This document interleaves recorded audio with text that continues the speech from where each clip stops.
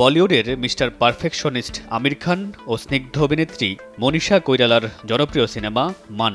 পরিচালক ইন্দ্র কুমারের পরিচালনায় মান সিনেমাটি মুক্তি পায় ১৯৯৯ সালে।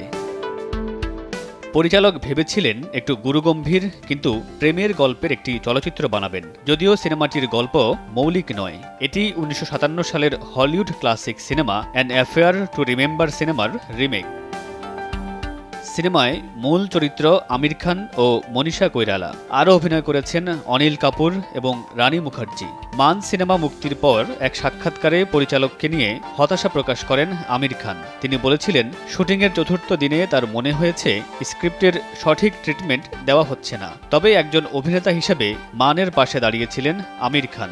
এখনও যদি এমন সিনেমার প্রস্তাব পান তাহলে তিনি করবেন, কারণ এটা খুবই সুন্দর একটি হলিউড সিনেমার রিমেক। নগদের কাছে সব গ্রাহকই প্রিয়, তাই তো সারা দেশে ক্যাশ আউট চার্জ সবচেয়ে কম। মান চলচ্চিত্র আমির মনীষা কৈরালা জুটির দ্বিতীয় সিনেমা। এর আগে একেলে হাম একেলে তুম সিনেমায় প্রথম বড় পর্দা ভাগ করেন এই জুটি। মামুনুর রশিদ পনেল, সময় সংবাদ।